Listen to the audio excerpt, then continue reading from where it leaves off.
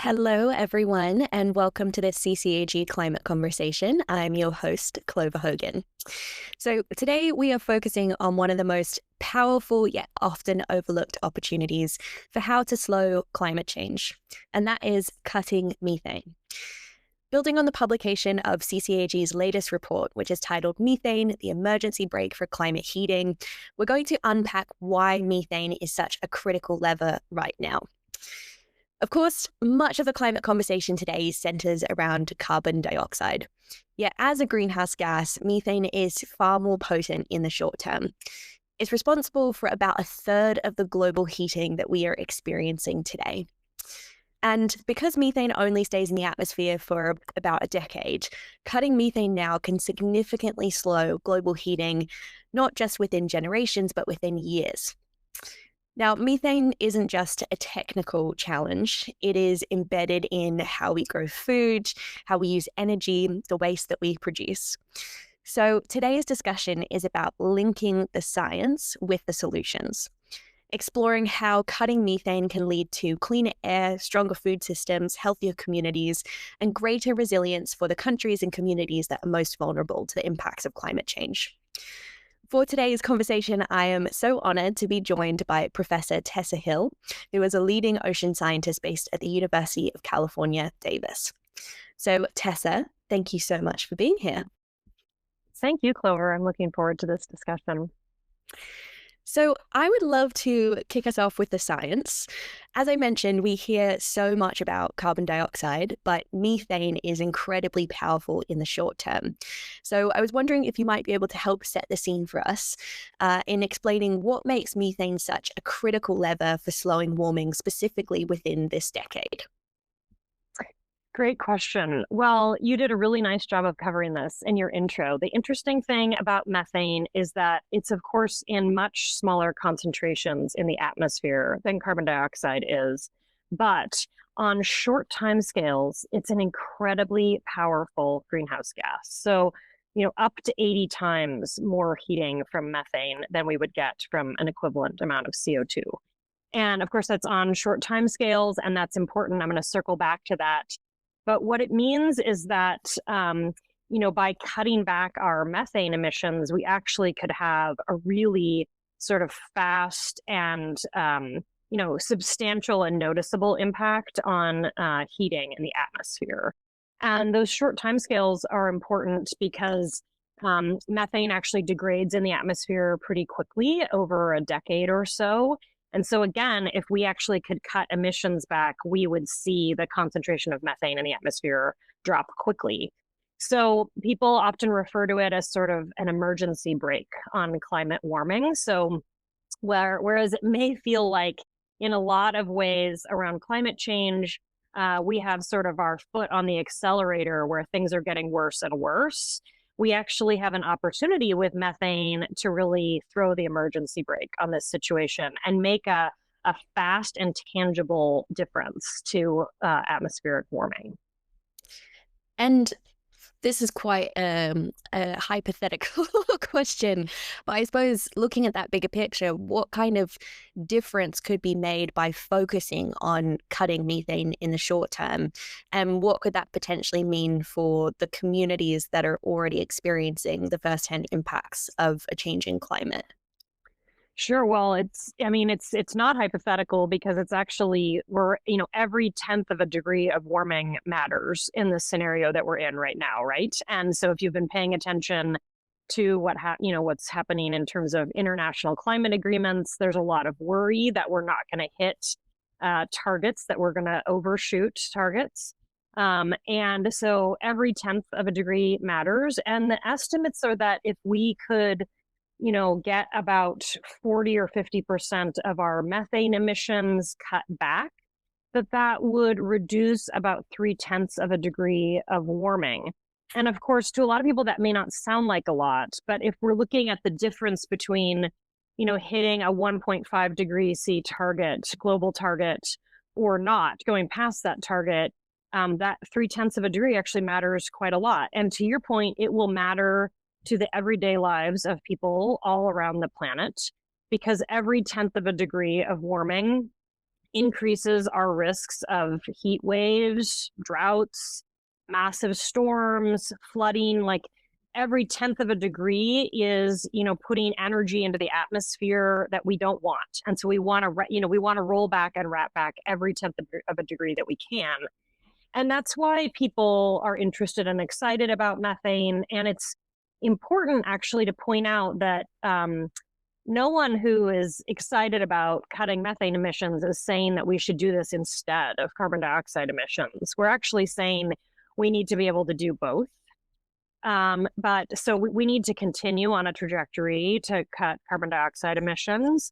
But we also can, look at some of these sort of small wins, low hanging fruit, whatever you want to call it, but thinking about ways that we can also deal with other greenhouse gases like methane. It's two really important points that you make there. I mean, for one, that so often climate becomes this kind of either or conversation. It feels like there's Right. constantly a war being waged on mitigation versus adaptation. And as you said, it needs to be a both and. But does. to this point around, climate is often talked about in these very binary terms. And I think particularly, last year when we surpassed the 1.5 degree threshold for the first time, many of the kind of doomsday headlines that came out of the back of that insinuated that, well, we're done for. I think a lot of people took from that, okay, well, is this the moment we throw the hat in the ring and step back? And you've highlighted such an important point, which is that every fraction of a degree literally equates to so many lives. So yeah, thank you for highlighting that. And I just wanted to circle back as well to the point of kind of around frontline communities who are already bearing this brunt of climate impacts. So if we look at the methane conversation through the lens of development, for many people, particularly across the global south, reducing methane may not immediately appear to be a priority, or at least in some of the conversations that I've had, it can seem like a competing priority against things like increased food security and infrastructure, as well as economic mobility. But of course, as you've just, started to hint at, methane really weaves through each of these areas, including food production, waste, and of course, fossil fuels. So my next question is, from your perspective, how can focusing on reducing methane also potentially have the co-benefits of, in fact, strengthening food security in the face of climate change, but also improving people's livelihoods and supporting healthier and more resilient communities, rather than being considered potentially a competing or additional priority for those communities to kind of focus on? Sure. That's a wonderful question. There's a lot to unpack there. So let's see if I can manage it. I want to circle back and underscore something that you said earlier, which is that this is definitely not a time where we throw our hands up and give up. And I think actually one of the most important messages that can come out right now is that this story is still being written. We are writing it. And the future for everyone on this planet is being written right now. And so what we do right now matters a tremendous amount. So just I love that you brought that up. So thinking about, methane comes, as you hinted, from sort of three main sectors. We think about it coming from the energy sector, the agricultural sector, and from waste, how we handle waste. And we could talk about each of those individually. I think one of the really important things to think about with methane is that methane emissions also contribute to ground level pollution. And so when we're thinking about air quality for people in cities and developing areas where methane emissions might be a significant issue, tackling methane emissions also directly addresses like a human health concern, here in our daily lives in terms of air pollution.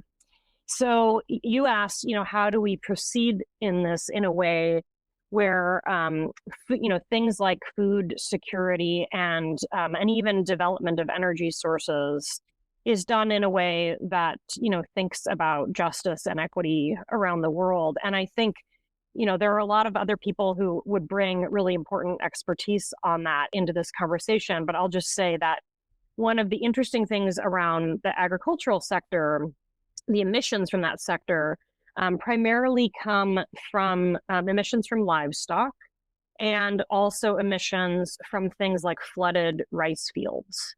And one of the exciting things, I think, is that there's a lot of research going on that provides solutions to those emissions. So, for example, things that we can feed livestock that actually reduce the methane emissions from those livestock.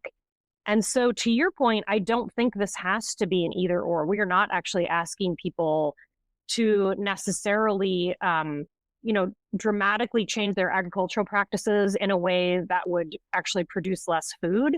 We're actually, I think the move is actually towards let's have agricultural practices that both highlight food sustainability and equity and justice in agricultural communities, but also reduce methane emissions. And I think this is a perfect example of where we actually can do both, and we can focus on economic development of places around the world, including the global south, and reduce methane emissions without a negative trade-off.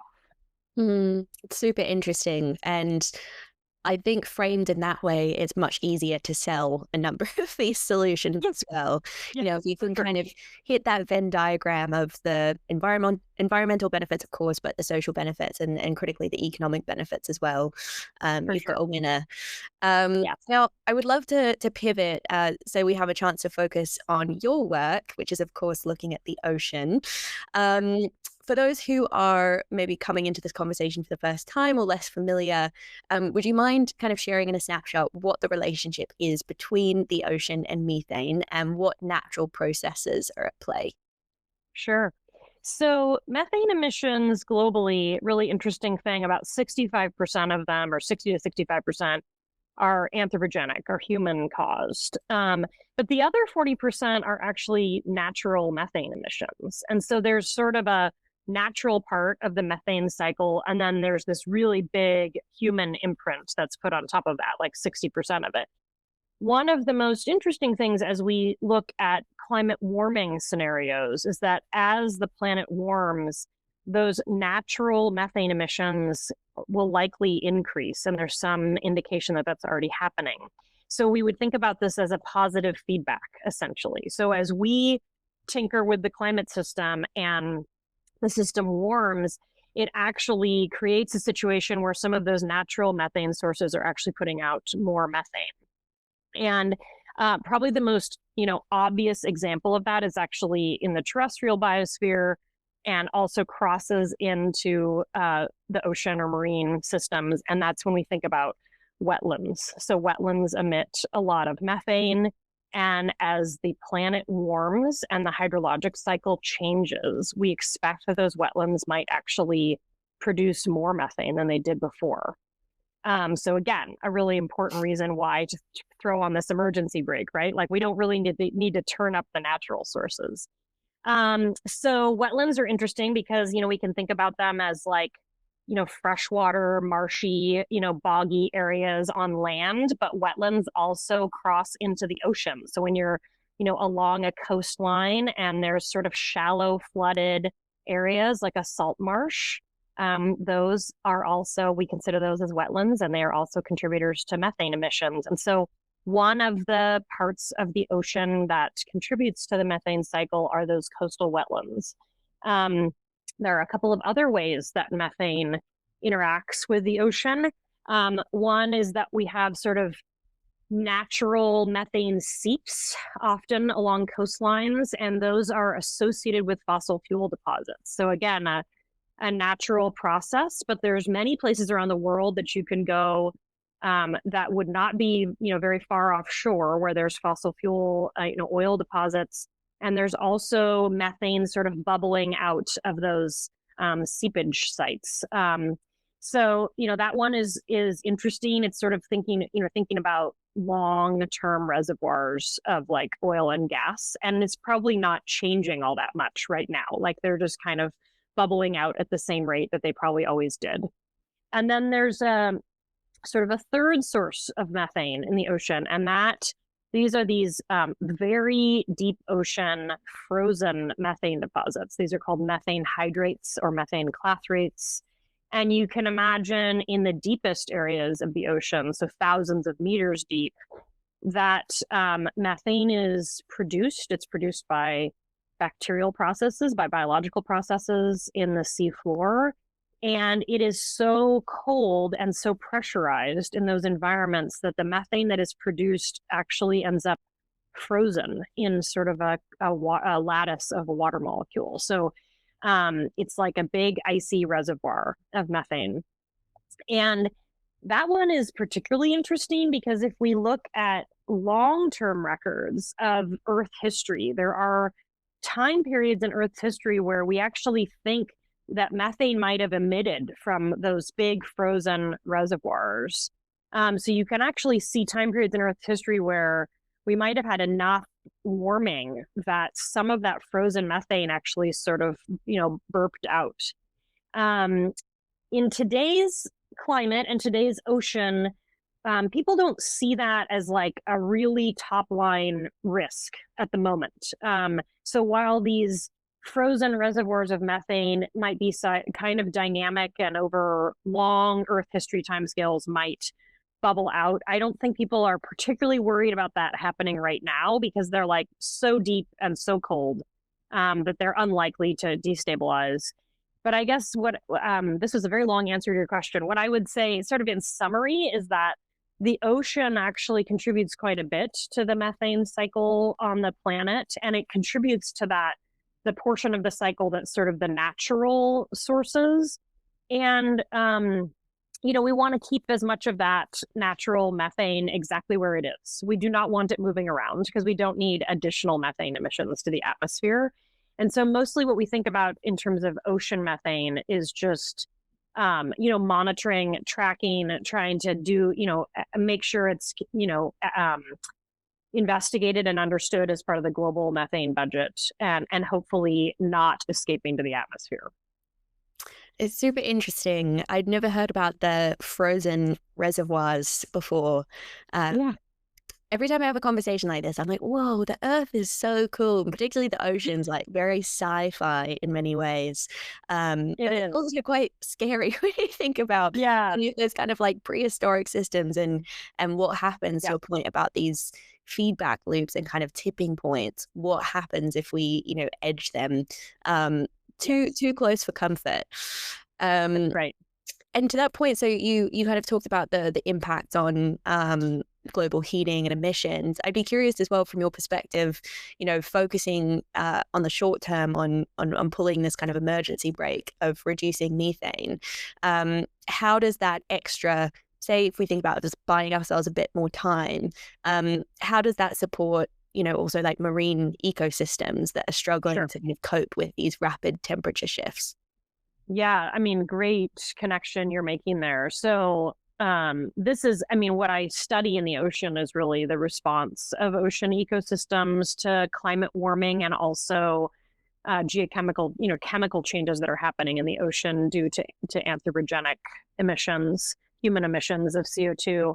And what we worry about with the ocean is that just like on land, it's very, very similar to how we think about systems on land. So when we, look out at ecosystems on land, I think all of us have a story that we could tell about a drought or a wildfire or a flood, or how, species of trees or birds or flowers have changed over our lifetime. Even, I'm sure that you have these stories. And, so I think it's very easy for us to think about examples of that about on land. And what's a little bit hard to convince people of is that the exact same scale of change is happening in the ocean today.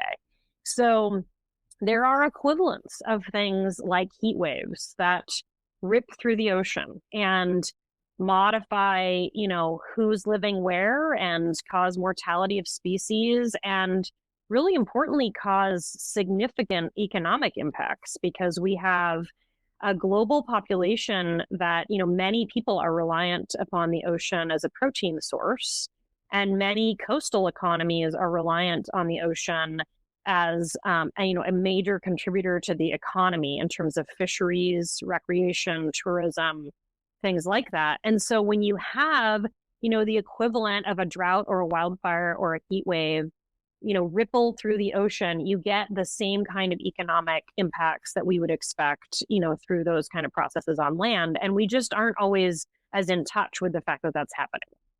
So, Absolutely. yeah, getting back to your question, basically, it's like what we talked about earlier, like every tenth of a degree matters for these ocean systems. Every tenth of a degree matters for, the family that is fishing along the ocean, that's where they're getting their protein from. Every tenth of a degree matters, to my friends and colleagues who are fishermen and also involved in shellfish farming, so farming in the ocean.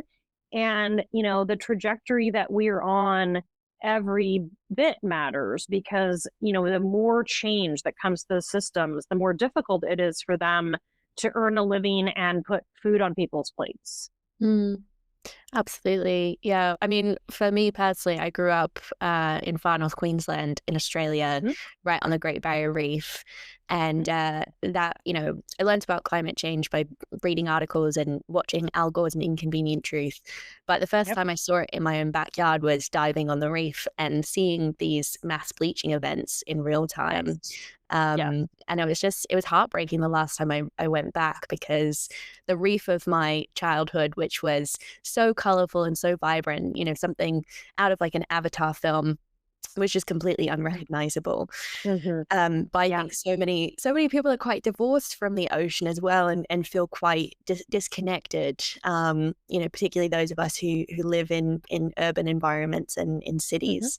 So it's so important, as you were sharing, to understand what's happening in real time. Um, Hmm. to kind of pivot the conversation a little bit to what can be done, I'd be really curious to hear from you. What are some examples that you might be able to share of approaches that have been implemented both efficiently and ideally cost effectively to try and kind of lessen methane's impact, while Yep. also, from your viewpoint, your expertise, supporting the ocean's ability to kind of absorb it? Yeah, sure. So, I mean, we talked about this a little bit earlier in terms of the three sectors, and I gave an example in the agricultural sector, which is pretty exciting. I think that, research is starting to give us some solutions around the agricultural sector in terms of removing emissions. So the other two sectors are energy and waste handling. So energy is interesting. I mean, I'm here in the United States, and our major source of methane emissions in the United States is from the energy sector, and that's basically from waste emissions. As we're drilling for fossil fuels, for oil, methane is often present, and it actually is just sort of released to the atmosphere in that process. And so it's, deceptively straightforward that actually, if we dealt with efficiency and, reducing leakage out of fossil fuel, um, you know, uh, energy processes, that we actually would deal pretty effectively with methane emissions from that sector. And interestingly, there is some indication even within the United States that as people start to pay more attention to that, our methane emissions go down. And so there's a little bit of data to suggest even within the US that methane emissions out of the energy sectors have been slowly declining. We need to like dramatically, ramp that up. But and then the sort of waste handling is really interesting. I actually find maybe this of the three sectors, this to be maybe the most interesting and optimistic of the three, because we're talking about basically what's happening in landfills and the degradation of organic matter within landfills is what's contributing to methane emissions out of that sector. And there's a couple of options there. One is that landfills actually can work to trap the methane and have it used for other purposes. But one of the things that I really love about this part of the story is that I'm always looking for ways that local communities and like, city councils and, local elected officials can make a big difference in climate change. And getting organic waste out of our waste stream so it's not going to landfills at all, is sort of the easiest, again, like low hanging fruit on how to deal with methane emissions from this sector. So if people are out there listening and they're in a community that does not yet have like community scale composting, I mean, this seems silly, but it's actually not, because what we want is we don't want any of that organic waste going into landfills at all. Like that's the way to cut the methane emissions. And so this is something we actually can do. We can do it in our own households, and we also can do it with our very local elected officials to tackle that source of methane emissions. Yeah, and I think food waste is a great example of an area where you can have loads of co-benefits as well, because there's Yeah. some really silly regulation here in the UK Yes. and in Europe, which Yeah. is starting to shift, but that, necessitates that supermarkets, for example, or restaurants throw out huge quantities of perfectly good Yeah. food. And there's so Yeah. much excess and waste kind of designed into the system, food that could actually, be going to people. And there are some really cool startups here in the UK that are trying to tackle that head on. But it would be great to see some policy come into play that actually mandates that we don't waste food unnecessarily. And even here in London, there are a number of boroughs where food waste and composting is not accessible to neighborhoods.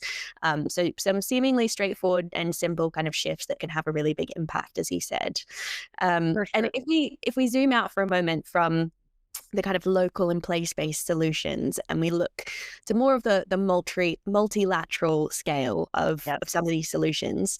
At this year's COP, obviously, there were wins and there were losses and kind of mixed outcomes. I feel like Yes. I'm still kind of sifting through the aftermath to understand where there are gaps and where we've made meaningful progress. But I do know that one of the success stories that came out was that agricultural ministers and global leaders launched this major kind of effort to reduce emissions from the agricultural sector. So, having talked about the place-based solutions, if we scale out to the macro and the international level, how significant are these kind of international developments, and perhaps what, from your perspective, is needed to facilitate more collaboration on a real global scale? Yeah, wonderful question. I mean, I think these international agreements are critical, and every step that we can take towards them is really important. And I guess I would just underscore that by saying that in the past, our agreements around cutting methane and CO2 emissions have not been aggressive enough. And so we not only need international collaboration and participation and agreements on these points, but we actually need countries to set targets and then track and monitor towards those targets with some level of assertiveness. That's what I'd be looking for at this point. Is we need I'm trying to avoid the use of the word aggression, because I don't want aggression, but I want people really committed to this. And you have to show the commitment both through a significant target, but then also what you're going to do to track and monitor and reduce towards that target.